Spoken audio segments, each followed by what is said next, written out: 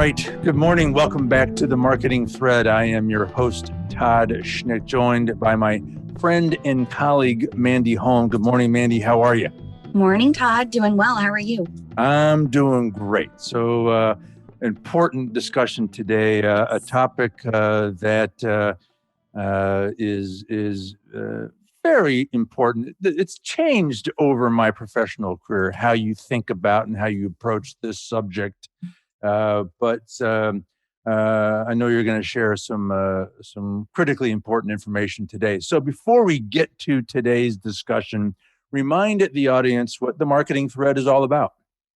Yeah, so the Marketing Thread is a series of short, snackable videos released monthly discussing current marketing trends. And the goal of these videos is to provide ideas that can easily be added into marketing plans to increase effectiveness.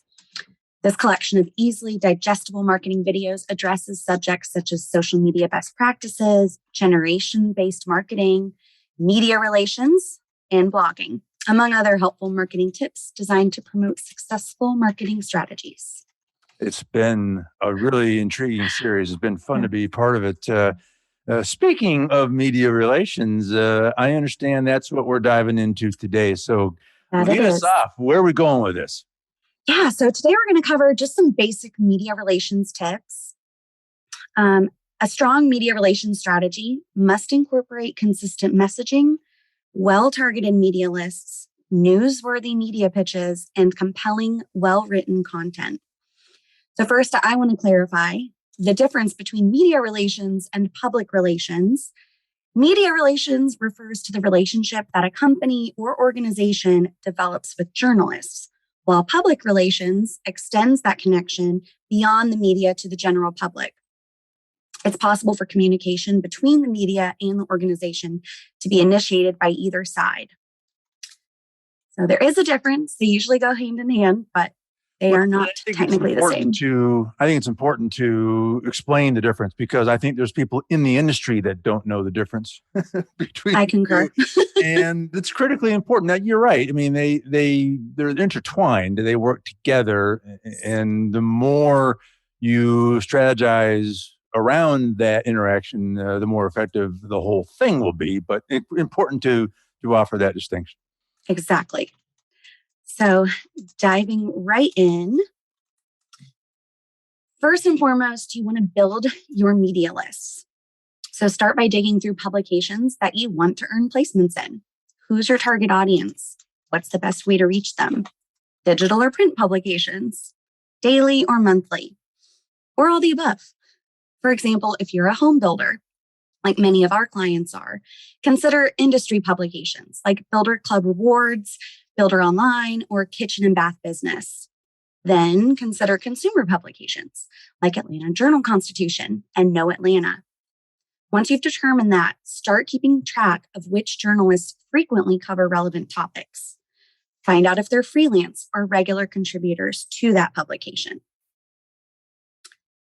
Another great tool, you can also sign up as a journalist or a source on helpareporter.com to receive daily emails of journalists seeking sources for stories and vice versa. And that's a free tool. So it's one of my favorites. We've gotten a lot of placements we wouldn't have found otherwise through that website. So definitely look into that. And if the legwork is still not reaping results for you, and you're still struggling to find appropriate contacts, or you simply want to beef up your media list, consider paid media directories.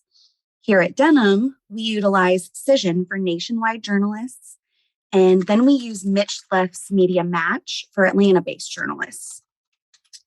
There's probably one of those in your area.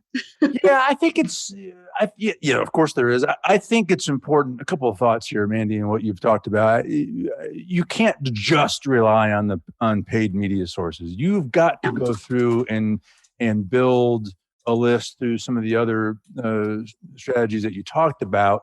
I think it might be important to supplement your list building with paid sources. And I think another comment from my experience is this process never ends.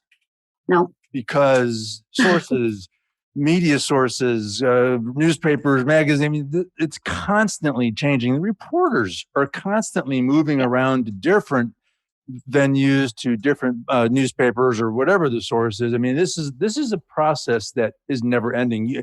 The more adept you are at keeping your media list updated, the more effective it will be. I can't tell you how many times someone sent me their media list and it's so ridiculously out of date, it's useless, right? And Yes. so this is a process that never ends. You have to constantly prune and work on keeping this list current and up to date.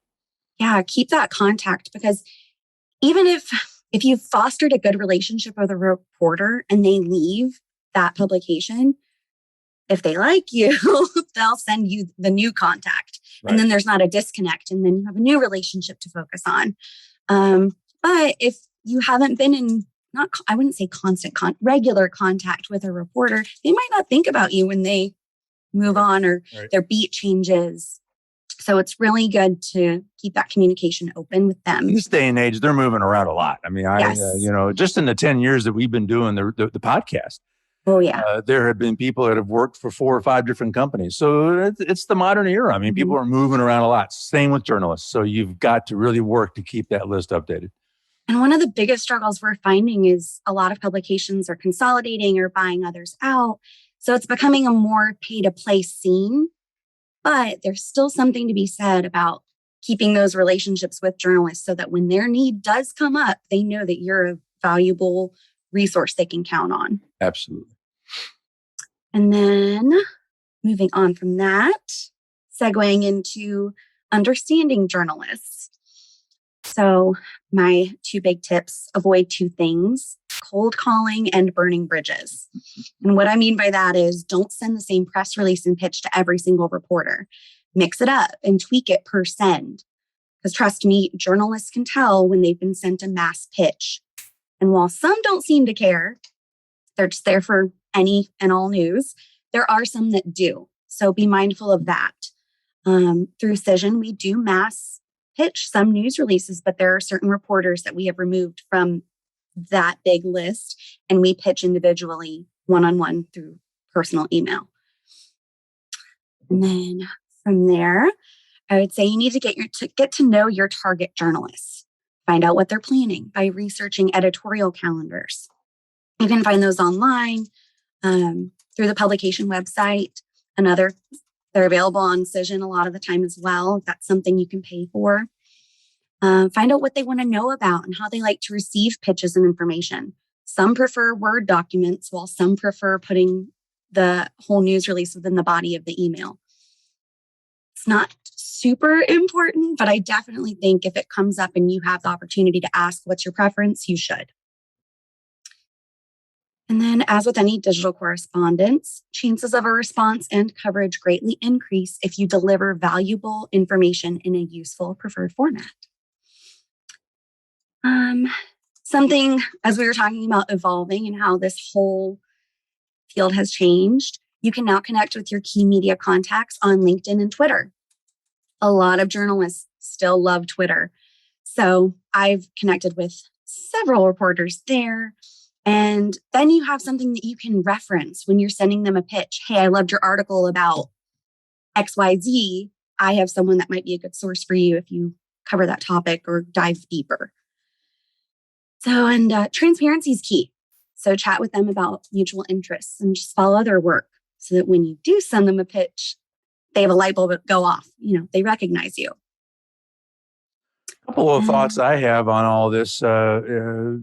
When you connect with these journalists on social media, don't just hammer them with the latest release. Boom, boom, boom. I mean, you actually interact with them as a human being. Exactly. And connect with them on things not necessarily related to what you need them for. I mean, build a rapport with them. That's the real, still one of the true powers of social media that we seem to have forgotten these days is it's still a way to connect to someone and learn their interests and see what moves them, excites them. And so use it to get to know them, and then your comment on personalizing the pitch to a journalist. I don't think we can emphasize enough.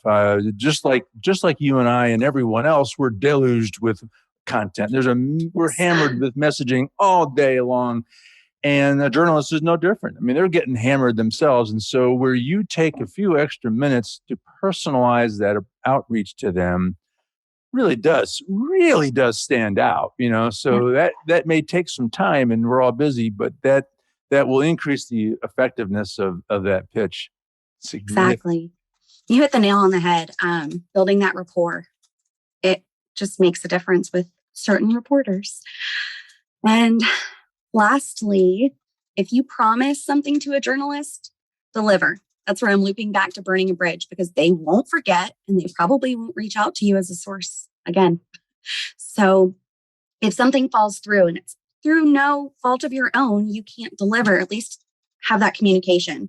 Yep. Sorry, that didn't work out, but I wanted to give you a heads up before your deadline. I'm not going to be able to make this happen. It's not ideal, but again, transparency is key there. Absolutely. And then we were talking about national coverage and then localized coverage. When you work with a journalist, find out if they're local. Are they able to attend in-person events? Does your media advisory really matter to them? Probably not. They're probably not going to fly from DC to Atlanta for a media opportunity. That's where you step in and you can be that media coverage and you can deliver that to them if they are willing to cover it on a nationwide scale. Well, that's where that personalized touch matters again, Exactly. right? Because if you're putting out a release or putting out some pitch on whatever the topic is, a journalist with a more national focus may not care about a local issue. Exactly. They don't want to be hammered with that.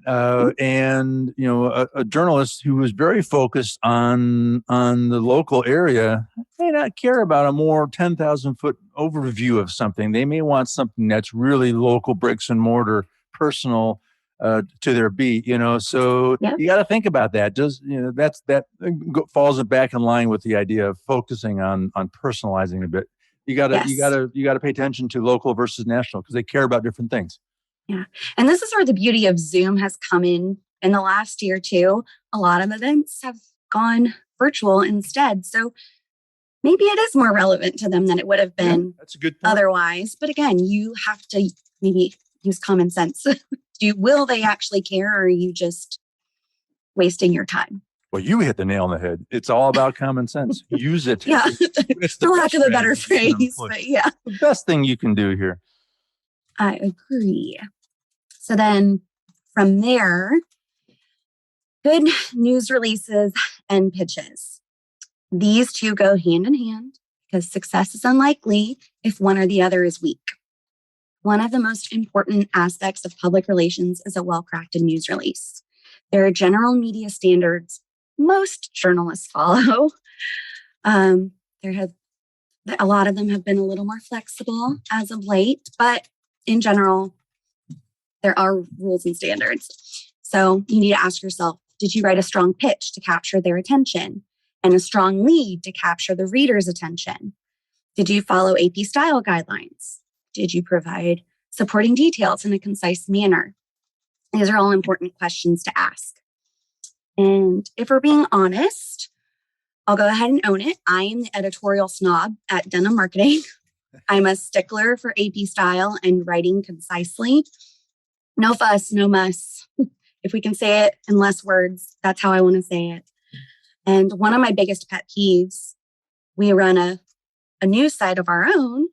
One of my biggest pet peeves is receiving a poorly written pitch or news release, a sentiment I know that I still share with other journalists. So it does matter. Like you were saying earlier, they have to weed out things that matter, things that are important. So you do want to make another way to think about this topic is make their job easy for them. Exactly. The best compliment we get on our podcast is when someone says, "Oh, you guys make this so easy." Exactly. They should be able to run it. And that's what you're trying to do here, right? I mean, and let me just, I'm kind of saying this winking here a little bit. Sometimes you hope for a journalist who's busy enough that they would say, well, this release is pretty well written. I'm just going to copy and paste the thing. Yep, that does happen. So if it's poorly written, if it's sloppily written, that ain't going to happen. Go straight in the trash. Don't use the word ain't. So anyway, so make their job easy for them, and frankly, we talked about trust earlier. If you follow this, the AP style, and then you follow the standards, the industry standards, that Mhm. just sends a subliminal signal that you are serious, that you're professional, and worthy of being paid attention to, which makes the job of establishing trust so much easier. Exactly. I couldn't have said it better myself. And then a pro tip, if you're not very savvy or you're working on becoming a better writer, my biggest tip for any writer, PR focused or not, download the free Grammarly extension to your browser. Word processors do not catch everything, even for me. So think of Grammarly as your second set of eyes, giving your work that final edit. There's also a paid version that offers more features, but I find the free version is sufficient for my purposes. Yeah. Great tip. So, it catches stuff on my end. I'm not perfect by any means. So, and that being said, you're an expert. Do they know that? They being journalists and local sources. So, to prove that you're an expert or to hone in on your craft, write blogs for your company website. And of course, share them across your social media channels, especially LinkedIn or Twitter, where they might be more likely to see them. And then you can also find places to contribute content, such as your local Chamber of Commerce or local patch sites. If you search locally, there are still blogs out there. So search and see if they're willing to run your news or if you can foster a partnership there. And then offer yourself as a resource to speak at events or hold your own webinar or video series like this one. While public speaking remains the number one greatest fear, it's a super effective, memorable way of communicating. So get your face out there, get your voice out there, whether it be blog or video. It's intriguing that you throw out these suggestions because how many times I know you guys deal with it probably daily where someone says, well, why I don't need to do webinars, or why should I submit stuff to the local chamber or the big one? How long have blogs been around now? 10, 15 years? And Carol's the pro on blogs. She was doing that before it was cool. I'm still trying to get people to convince that they need to be blogging. Like blogging's old school, and what's interesting is that most people still think of this as a customer, as these ideas as a customer acquisition strategy, which it is, of course. But you can't forget that all of these things are really critical in establishing a relationship with journalists to prove that you are someone worth listening to. So even if you don't get customers from blogging, if a journalist kind of knows that you're blogging and putting out relevant, professional, this person really knows their stuff material, boom, that in of itself is worthwhile, the effort to prove that you know what you're talking about, that you're worth listening, that's worth listening to your pitch. So these things, they're important in terms of acquiring customers, but they have other value as well. And this is it. It's so much easier too to just send a link. Here, if you want to learn more about us, check it out. We know what we're talking about. Right. Well, if you have to say I'm an expert, then you're probably not. If there's evidence, but you have to present yourself as an expert without saying. If you've put out video series, if you've been a regular contributor to various local journals, you just embed in people's minds that you are an expert. Exactly. So that's much more powerful than having to put it in your Twitter bio that, hey, I'm an expert. I agree. So that's going to do it for my quick media relations tips. If you have any questions, feel free to reach out to me. Would love to connect. I'm on LinkedIn as Mandy Holm. So search for me there.